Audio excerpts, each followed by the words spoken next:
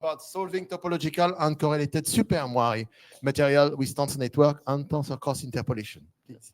Yeah, thank you very much for the very kind introduction. And first, I'd like to thank the organizer for the fantastic opportunity of being today here in this amazing workshop. So today, I would like to tell you, mic is not working. Hello, it's working. Yes.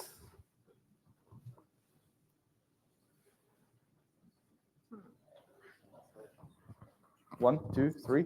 Hello. Okay, great.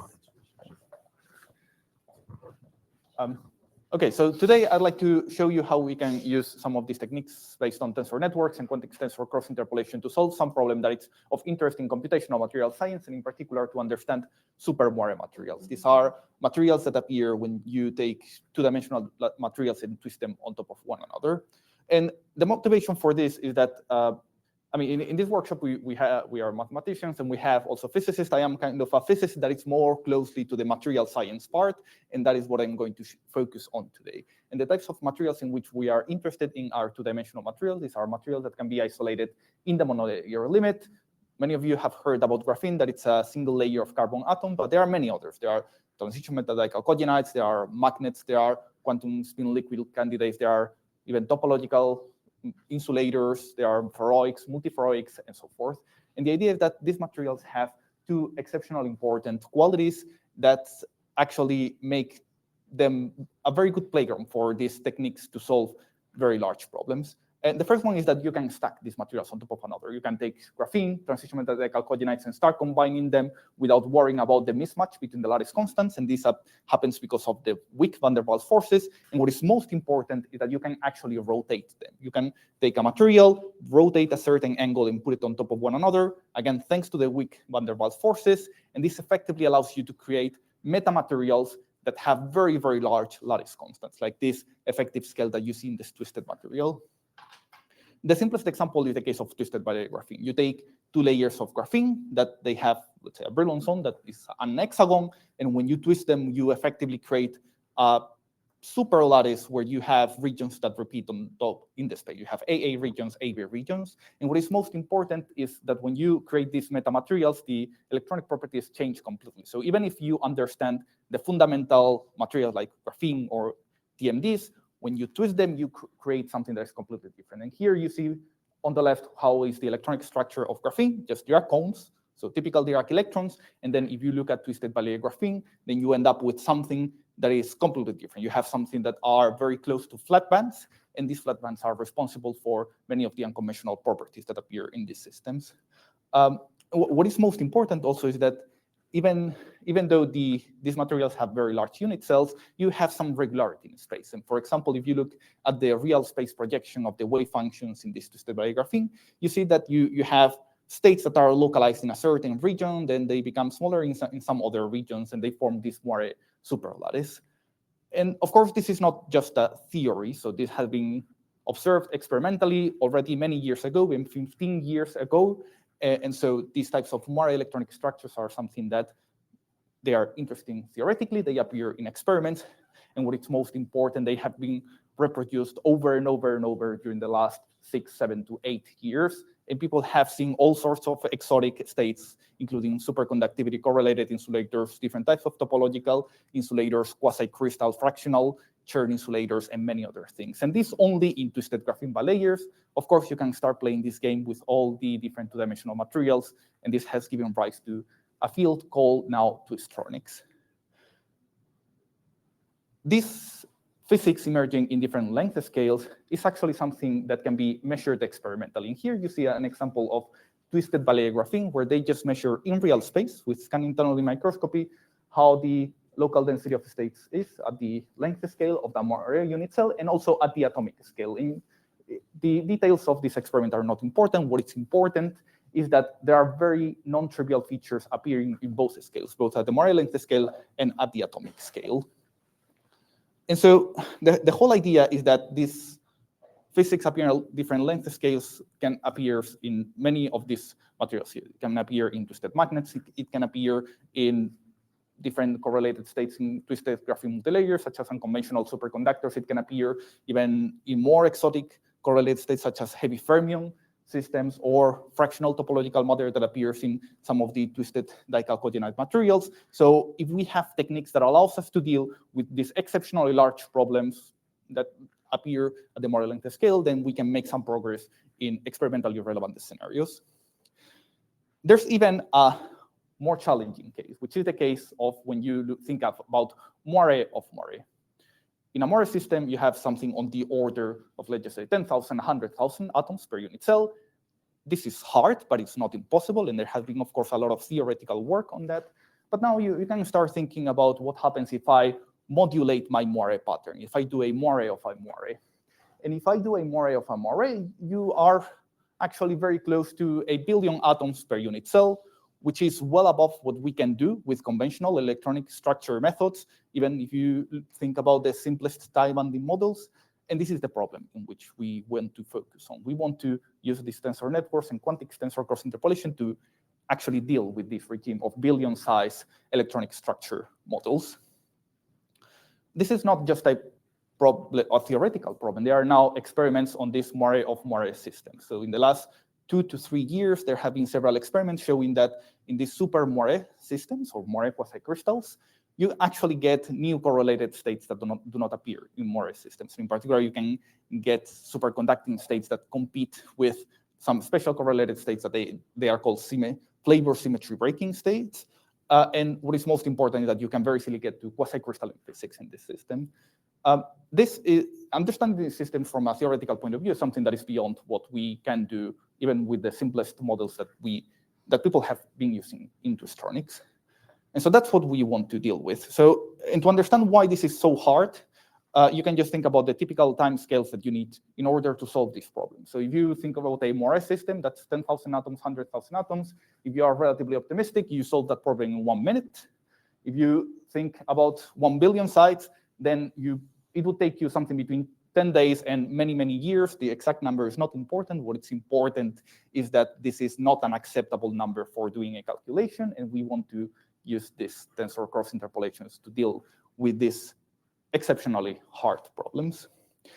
What I'm going to tell you today is actually focused on the work of several people that are actually here in the audience, and also some that are not.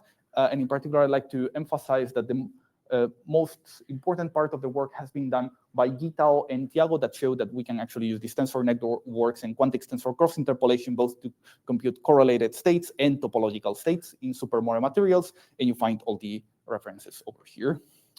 Okay, so let us start with correlated states for super-moire, tensor networks for correlated states in super-moire materials. Okay, so the whole idea is that to understand the electronic structure of these states, we are going to use tie-binding models. In a tie-binding model, we effectively just have 2 operators. We have creation operator and annihilation operator, and we write our whole Hamiltonian on this with these 2 operators. And the physical, let's say, intuition or understanding is that every time that you have a hopping between 2 sites, let us just say site number 0 and site number 1, you just write C dagger 0, C1. And this is, in a way, the chemical hopping that you have between 2 orbitals. In the case of graphene, this is actually an exceptionally good approximation because all the physics happens in the PC manifold, so the manifold of PC orbitals. You can actually think that these creation and annihilation operators, they are actually creation and annihilation operators of chemical PC orbitals. Okay, so to understand electronic structure of graphene, for example, one can actually use these tie-binding models as an exceptionally good approximation. You consider that you have only first neighbor hopping, so there's a specific hopping on the order of 3 electron volts between neighboring sites in the honeycomb lattice. You write a Hamiltonian that it's a single particle Hamiltonian, and then you can diagonalize this Hamiltonian or compute the local density of states of the Hamiltonian, and with this you effectively simulate most of the things that people see in experiment. And you can do this, for example, for graphene quantum dots if you wish, and when you do it for graphene quantum dots, you can actually see all the confined modes that appear in this system. This is just the particle in a box physics that we are all familiar with, but just with a tie-binding model. And of course, one can do this in all sorts of geometries. Good. So in most of experiments, what we are actually interested in is in correlated physics. So what happens when we have this tie-binding model at correlations, and these correlations give rise to a specific symmetry breaking in the system. The way this is usually dealt with is by using mean field theory, that it's good enough to capture many correlated states, including charge density waves, magnetism, superconductivity, and so forth. Of course, it doesn't capture all, but the whole idea is that you take a Hamiltonian that has a free particle term, interacting term. You do mean field theory, meaning that you do a mean field decoupling with all the weak contractions that your ground state needs, and you transform that problem onto an effective single particle problem where the, let's say, effective hoppings are the original hopping times your mean field hoppings. And in order to solve this problem, you need to solve a set of self-consistent mean field equations. And this is what we are going to do. If you have something like 100 sites, 1,000 sites, 10,000 sites, you can solve these mean field equations via brute force. You need to diagonalize your Hamiltonian and iterate over and over until you converge, but you can do it. You can do it, use just these brute force techniques. If you have 1 billion sites, then you cannot diagonalize the Hamiltonian. Okay, so the whole idea is just to use these tensor networks as a representation of the tie-binding basis. And maybe a pictorial way of understanding this is the following. So imagine that you think about a, let's say, an auxiliary many-body spin Hamiltonian, where you have all these basis sets, so up, up, up, up, up, down, and so forth. And now you just say that the different basis states actually correspond to one element in your tie-binding basis. So up, up, up corresponds to creating an electron in the first site, and so forth. This is, in a way, very similar to quantics. This is the same as quantics, actually, but now just reinterpreting the quantic spaces as the tie-binding basis. And so the whole idea is that you need to now write down your tie-binding vectors, your tie-binding Hamiltonian, using this many-body language, using tensor networks, and in that way, we may be able to reach these very big system sizes. And so the whole idea that we rely here is on assuming that the tie-binding problems that we want to solve, they are compressible, because of course, yes? I didn't understand though, like on the previous slide, you showed a state with like 3 particles, and then below you showed like a single C dagger acting. So is that literally exactly mapping, or is it a different? This would be kind of thinking about what is the many-body state that you are parameterizing with the matrix product state, let's just say, and to which state in the tie-binding basis you think that it corresponds. That wouldn't be that one. No, this and this are not the same. They live in different spaces. It's just that you relate one with the other. Are you basically using just the quantics way to enumerate all the 10 to the 9 states? Exactly. Yes, so this is simply quantics in a way. But you have two dimensions plus 2 atoms per unit cell? Yeah, so how do you do that exactly?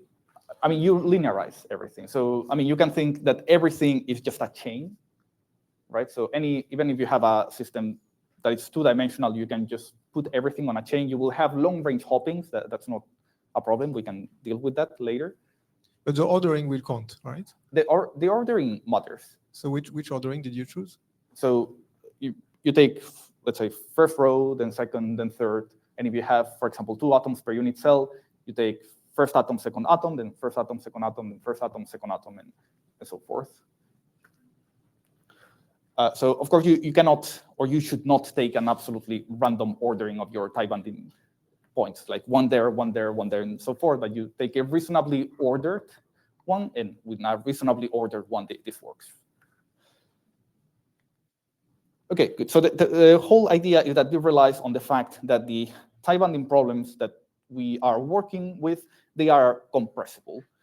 For example, if you have a tie-binding problem that has Anderson disorder everywhere, this is of course not going to work because Anderson disorder is not compressible. But if you have hoppings or hoppings that change smoothly in space, even in a quasi-periodic manner or in a quasi-crystalline manner, then you can hope that you can compress this as a tensor network. And the idea that we follow is actually what's, of course, where we are all using here, which is this notion that with tensor trains and quantic tensor cross interpolation, we can actually compress these, let's say, high-dimensional tensors with low-rank approximations. Okay, so the whole idea is that if you think about your, let's say, for example, tie-binding vectors, you can think that the tie-binding vector corresponds to a certain vectoring your auxiliary many-body spin states that has 2 to the L coefficients. And of course, what you do is you compress that, let's say, many-body spin state using a matrix product state. And with this, you effectively work around this requirement of having a lot of memory to deal with systems that have, let's say, 1 billion sites or even more. Something that is exceptionally important for us is the following, which is that we can actually do algebra with these tensor network compressions. And what is most important for us is that we can actually sum matrix product states, that we can multiply matrix product states by each other, because that is, in a way, the central part of our algorithm. So let's say tensor cross interpolation is important. Tensor network algebra is even more important for us. And of course, we will use tensor cross interpolation to learn the initial form of our tie-bunding matrices. And I will tell you later on exactly how this works for some specific problems. Okay, so the whole idea is the following. So we are going to do a typical self-consistent mean field ansatz. We are going to take our Hamiltonian that has the kinetic part and it has the interaction part. We decouple it using mean field theory with all the big contractions. Then we want to end up with a specific mean field Hamiltonian. This mean field Hamiltonian is a single particle Hamiltonian. We compress it as a tensor network. And with the mean field Hamiltonian, we can compute the expectation values of C dagger alpha, C beta. And we can think that this is also another tensor network, right? Because this tensor is as big as this one. This is a matrix as big as the other one. And once we have, let's say, the mean field Hamiltonian, we can compute the expectation values, and the expectation values define the mean field Hamiltonian. So in a way, it's a self-consistent problem. And so if you want to think about this in a compressed way, the compressed way of thinking about it is that you would have the mean field Hamiltonian as a matrix product operator. That is these orange boxes. This mean field Hamiltonian depends on your expectation values of C dagger alpha, C beta, and the C dagger alpha, C beta depends on your mean field Hamiltonian. Okay, so you have a set of self-consistent equations, but you at least need to start somewhere. You need to give an initial guess at some point. You need to know what is the tensor network representation of your single particle Hamiltonian.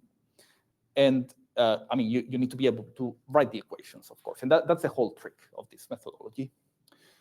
Okay, so how can we define or how can we compute the mean field Hamiltonian or the correlator from the mean field Hamiltonian? Well, for this is where we use something called a Chebyshev kernel polynomial expansion. That is something that has been very, very popular in the field of tie-bunding models. In particular, people developed originally this method to deal with very large disordered systems. So they didn't want to diagonalize the Hamiltonian. With this, they could compute spectral properties. And even almost 15 years ago, they have been already used with tensor networks by Jan and others. And what we are doing here is what you are reusing this method in a way, in a slightly modified way. And so the whole idea is that to compute all the correlators, the only thing that you need is to find the delta, a delta function of the energy minus the Hamiltonian. And the whole idea is that the kernel polynomial method allows you to compute the delta function of omega minus the Hamiltonian without having to diagonalize the Hamiltonian. You just expand this on Chebyshev polynomials. So this is a polynomial of the Hamiltonian. This is a certain set of coefficients. And the most important thing is that to compute both the Chebyshev polynomial and these coefficients, the only thing that you need is to use some recursion relations. So you need to just sum Chebyshev polynomials and multiply the Hamiltonian by a Chebyshev polynomial. And this is where we use all this tensor network algebra. And of course, the first polynomials, one is the identity, the other one is just X. And so the whole idea is that if you are capable of multiplying these tensor product operators, you are capable of reconstructing this delta function. You need to define, of course, a certain number of Chebyshev polynomials, and that is going to, in a way, define how sharp this delta function is. So you can think that the width of the delta function is 1 over the number of polynomials, but once you set the number of polynomials, you can effectively find the tensor network representation of the delta function if you have the tensor network of your Hamiltonian. Something that is worth mentioning is that usually the kernel polynomial method is not used exactly in this form. because the Hamiltonians that people often use are sparse matrices.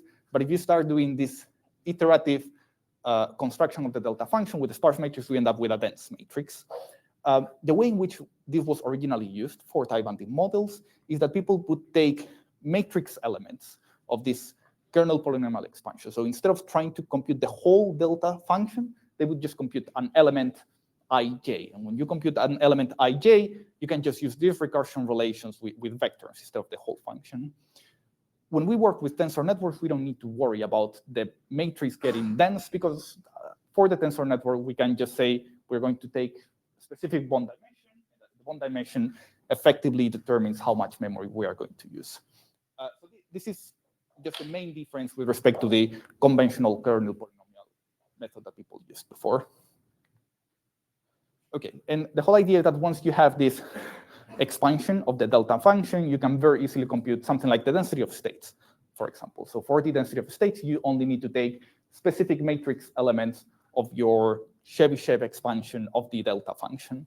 And so the nice thing about this is that once you build the Chebyshev expansion of your Hamiltonian, then you have access to the correlators automatically, to all of them simultaneously, because you just built the whole delta function. You have access to the local density of states everywhere, all at once. So the bottom line is that you do the kernel polynomial method once, and you have access to absolutely all the correlators, absolutely all the density of states everywhere. And this is, of course, something very convenient. Okay, very good. So now let us see how we can implement the whole algorithm. So we have this mapping between the many body bases and the single particle basis. And now what we have to do is we need to map the tie-bonding Hamiltonian. And for the sake of concreteness, let us start with a one-dimensional chain. We need to map it to the, let's say, many body bases, to the pseudo-spin bases. And so the whole idea of this is to think about what a tie-bonding model means. For example, what it means if you are in a one-dimensional system. How much time do I have left? Yes, it's not. You have 15 minutes. Check your mic. Oh, all right. Can you hear me well, or should I speak? Oh, the online people. Maybe I can use the other mic. If it is better. Hello? Hello? Does it work? Hello? 1, 2, 3. Okay, fine. So. It works. Okay. Yeah, all right. Great, thanks. Okay, so now the trick is how do we build the tensor network for example, first neighbor tie-bonding model. And so in the tie-bonding matrix, the Hamiltonian looks like this. This is just hopping between site n and site n plus 1. And now you need to ask yourself, how should this look like if I think about the spin basis? If you think that this is just a binary representation, so for example, this is 0, 0, 0, 0, 0, 1, and so forth, a first neighbor tie-bonding hopping is just summing plus 1 in your binary representation, right? So you go either to the right or you go to the left.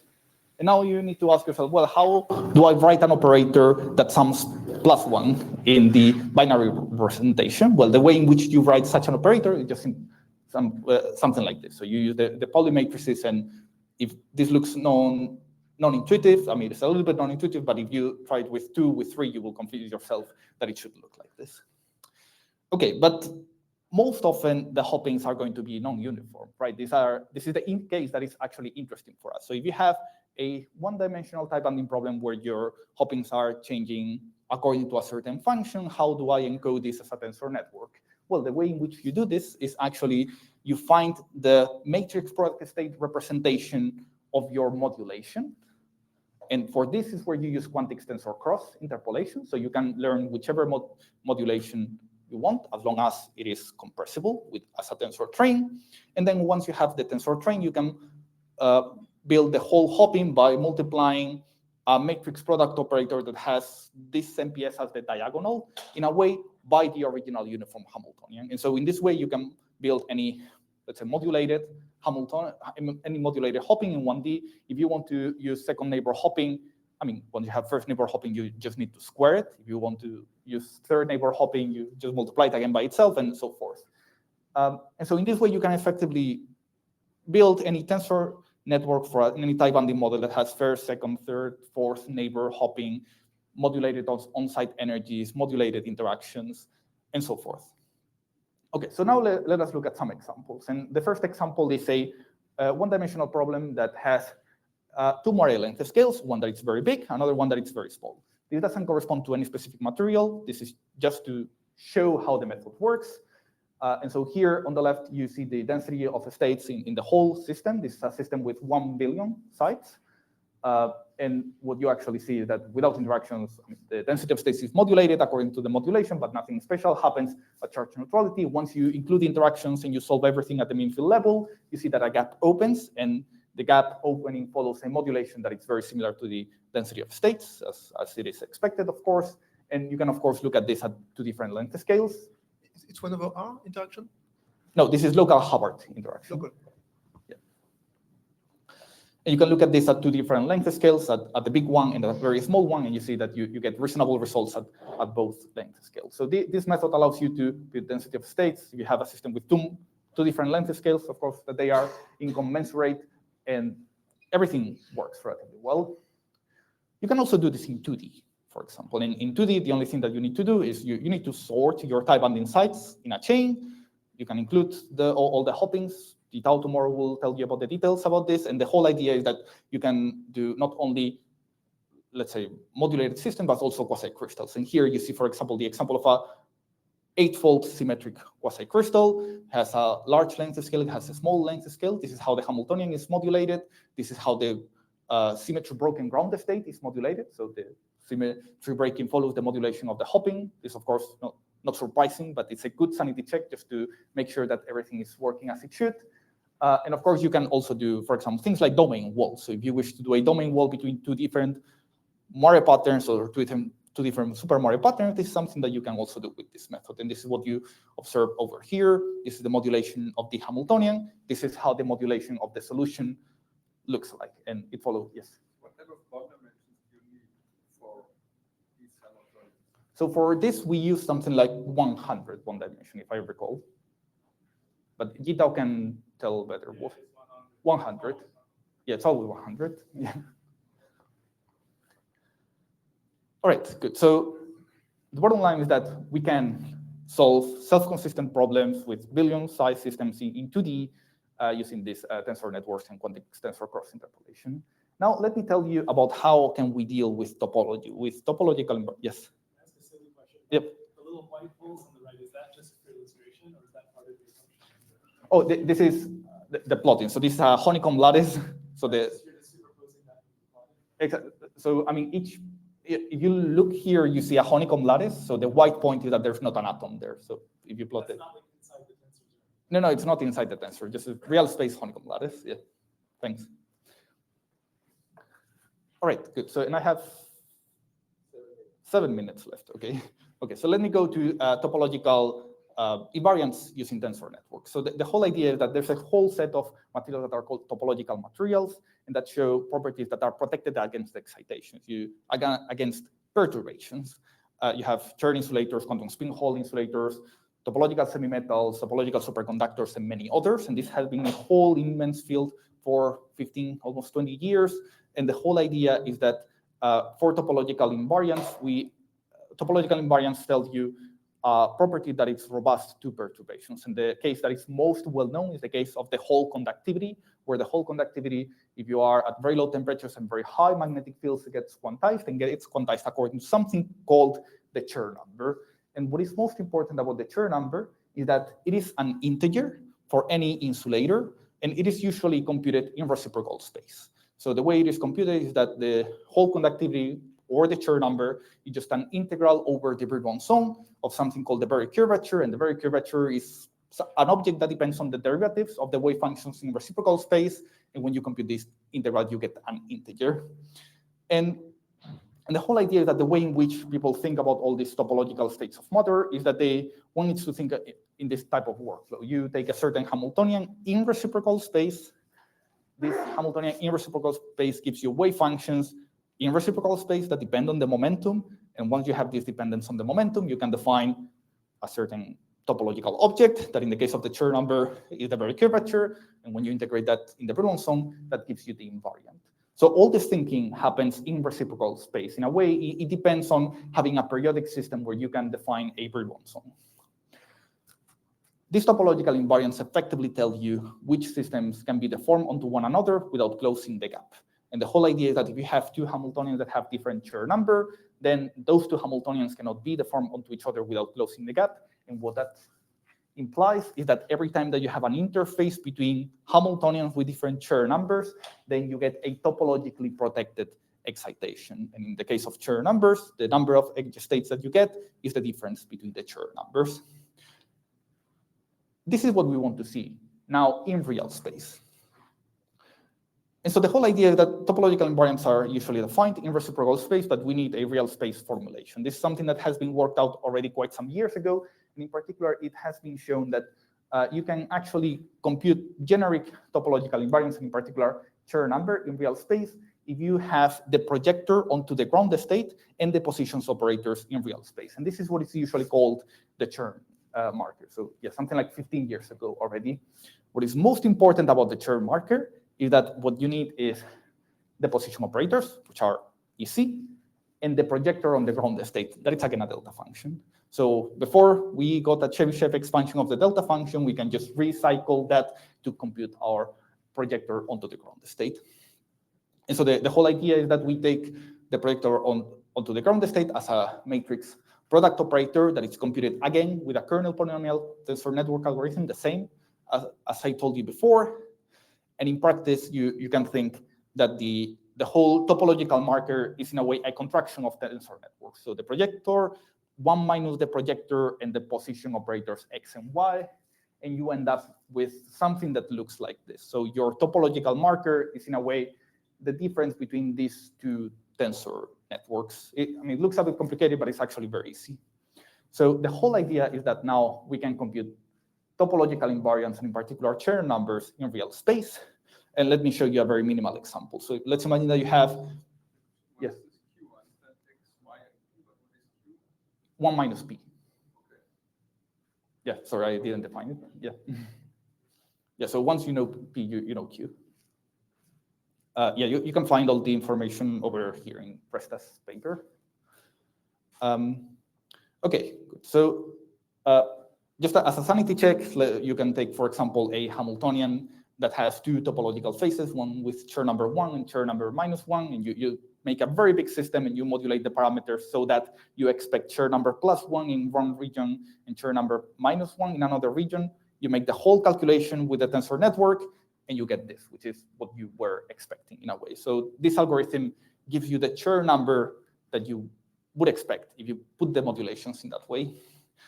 Okay, so now we can look at a topological quasi-crystal, for example. We take a two-dimensional system, we put some modulations that give rise to topological domains following a quasi-crystalline pattern. So with an 8-fold symmetric topological quasi-crystal, here blue and red are domains that have Chern number +1 and Chern number -1. And when you do the actual calculation, when you compute your Chern number in real space with the tensor network, what you obtain is something like this. So you get +1 -1, a very nice pattern. And now, of course, you can actually compute, because I mean, we had access to the Chebyshev expansion. So we can actually compute the local density of states in real space everywhere all at once. And when you do that, you effectively see that you get edge states at each boundary between +1 and -1, which is, of course, what you were expecting due to the bulk boundary correspondence. You can, of course, plot how these edge states depend on the position. So if you go from one domain to another domain, you can see that they are actually peaking at the boundary, which is, of course, what you effectively expect for a topological system. And yeah, and I mean, you can compare one by one how the topological domains look like and how the edge states look like, and you can sort of convince yourself, if you look at, let's say, piece by piece, that actually you get one edge state at each single boundary between topological domains. Okay, good. So this is effectively everything that I wanted to tell you today. So the main idea is that we can use tensor networks to solve very, very large high-bounding problems, in particular on the order of 1 billion sites. And in these high-bounding problems, we can introduce interactions, solve them at the mean field level, and compute topological invariance. And with this, I thank you for your attention. Thank you.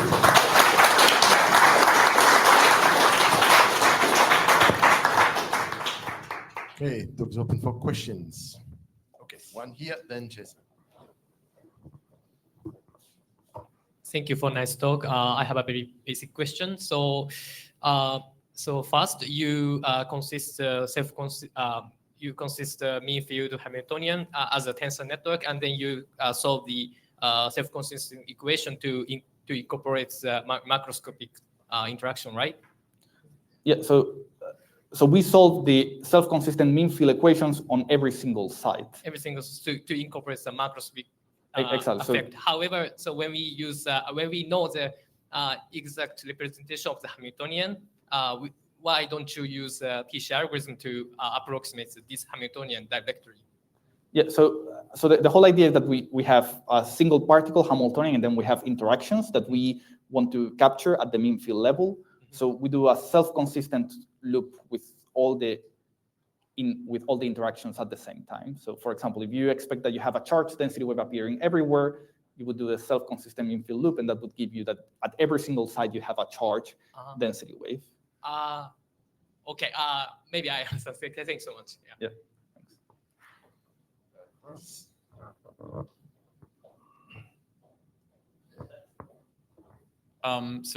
Okay, I'm still thinking about this. I might know the answer to my own question, but so basically your Hamiltonian is like a 1 billion by 1 billion extremely sparse matrix, right? So that doesn't seem outside the bounds of sort of the normal kernel polynomial method, at least if I was just computing like the local density of states at a single site or just the global density of states. So could you comment on that? I mean, what if you just run the kernel polynomial method using sparse mathematics? Yeah, that's a very good point. So if you wanted the density of states just on a single site, you could, of course, do kernel polynomial method. Yeah. Now, if you want the density of states in 1 billion sites, then you would need to run your kernel polynomial method 1 billion times, which, I mean, if you start taking hundreds of thousands of cores, maybe. But we did this on a single core on a laptop, let's say. Yeah, that's Xavier. Yeah. Did you look at problem where the Fock matrix is non-trivial, or just you have just an arbitrary matrix? If it's local, I guess you just have arbitrary terms, and then it's and then actually JSON comment, I mean, apply, etc. But do you have like a non-local Fock? I mean, do you look like 1 over R or anything that would give you some Fock? Yeah, that's a really good point. So far we have not. So all the interactions that we've considered are local. So we did repulsive Hubbard, we did attractive Hubbard. Ricardo has a poster about it. We have not done 1 over R, but of course 1 over R is the case in which if this works, this would actually give you an advantage, because that's the sort of interaction in which even sparse methods would be completely outside of the possibilities. Yeah, thanks. Yes. Yep. Thanks. Great. I was just wondering, can you, these self-consistent field equations, I suppose you could reformulate them as sort of energy minimization as well, right? Yes, they are. Yes, they are energy minimization in a way. Yeah. Right. Would that give you any benefit? Would that lead to a different kind of algorithm, or is that completely a bad idea and I should be punished for suggesting it? I mean, it's not necessarily. I mean, it's not a bad idea, of course, but even if you reformulate them as a energy minimization problem, you would end up on the same self-consistent equations. Right. So, I mean, of course, any self-consistent problem can be solved as a minimization, but it only gives you an advantage if you are capable of exactly, for example, computing the gradient of that function. And I mean, the gradient, it would not be trivial in this case. So the way in which this is usually solved is through self-consistent. So this self-consistent problem is the same that appears in DFT, for example, and the way people do it in DFT is just iteratively. I mean, you may do some mixing, and so I mean, you do mixing, of course, but you usually don't do it as a minimization algorithm. But you have the gradient. The gradient is just your self-consistent, and it's just different between the two. Yes, but you would need the gradient of the delta function, for example, because the mean field Hamiltonian depends on the expectation values. So if you are thinking that let's say parameters of your variational problem are the expectation values, then the expectation values are inside the mean field Hamiltonian, inside the delta function. So you would need to do the gradient of the delta function, which you can do it because they are Chebyshev polynomials, but maybe it's not the best. I'm just wondering if I understand that a smooth modulation of the optics of Could you speak up, please? order potential, the method works. But for example, an impurity, when in a specific site we put a very large potential, the method works, it fails. Great, thanks a lot for this question. I was hoping for it. Yes, it does work, but of course you need, when you build a Hamiltonian, you need to add a pivot close to that impurity. If you just put a single very large on-site potential and you hope that the TCI will find it, it will not, probably, but if you force a local pivot there, it will, and you will get a good tensor network. And we also had calculations with, let's say, single impurities in this system, and they work fine as long as you put that pivot by hand there.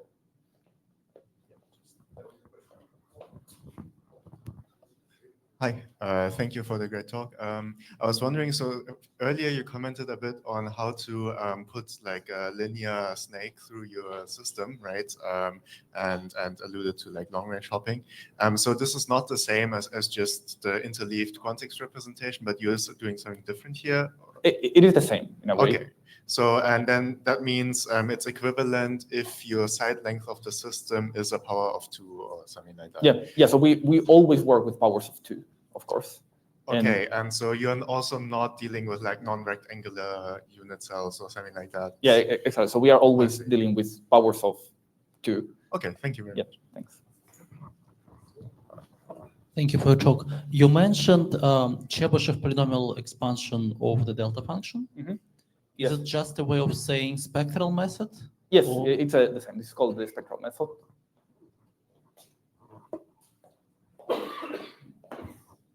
in this Chebyshev scheme, you have to apply H to some state and then truncate again, right? No, we actually just apply H to a polynomial of H, actually. So it's still, I presume if you contract to MPO representations, you have to contract them back down. Yeah, that's correct. I'm just wondering how this contraction error shows up, or whether it's something to worry about or not. Yeah, that's a really good point. So what we do is, we put a certain cutoff in the bond dimension, and we do all these operations with that cutoff. Now, the question is that cutoff good enough? For what we did here, it is good enough. And we compared with, let's say, a relatively large system that we could still do with sparse KPM, and the results were good. Of course, when one goes to very large systems, one doesn't know, but all the self-consistent equations are fulfilled. And if there was something awkward happening, then we wouldn't be able to fulfill them, probably. Of course, if one has... Could you make a quantitative statement with bond dimension 100? How large are the terms that you neglect? Is it 10 to the minus 7 or something, or some statement like that? Yeah, so the statement that we can make is that with bond dimension 100, we can solve the self-consistent equations with accuracy 10 to the minus 3, which is effectively what we want for this type of problem. Okay, one question here, and then one last. Okay, so what is the typical number of Chebyshev bases? So what is the number of n in that slide? Yeah, I think that's a very good point. So this effectively depends on what's the energy resolution that you want.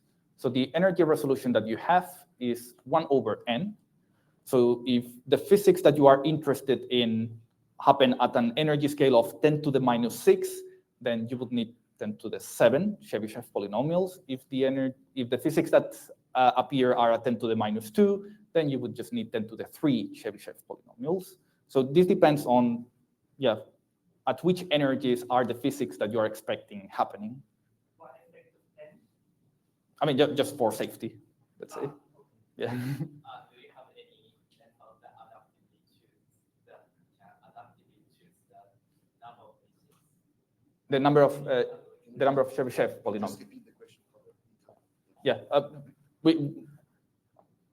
Yes, we can discuss later. Could you repeat the question? Oh, can you repeat the question? So if we have an iterative method to determine how many Chebyshev polynomials.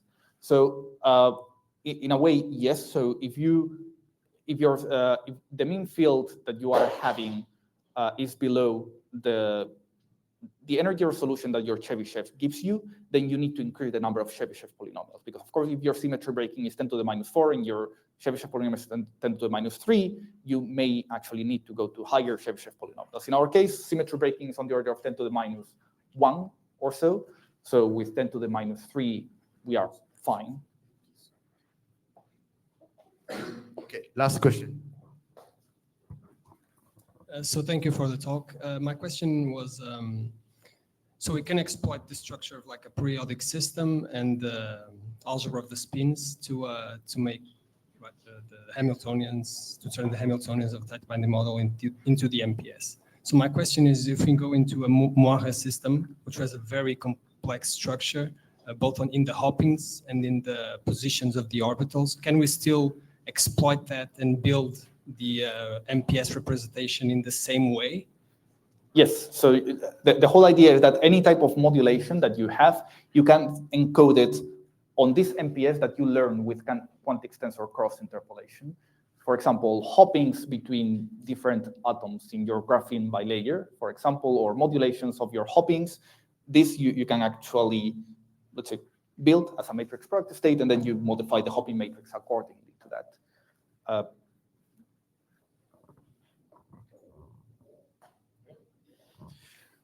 Okay, thank you very much. Let's thank the speaker again. Yeah.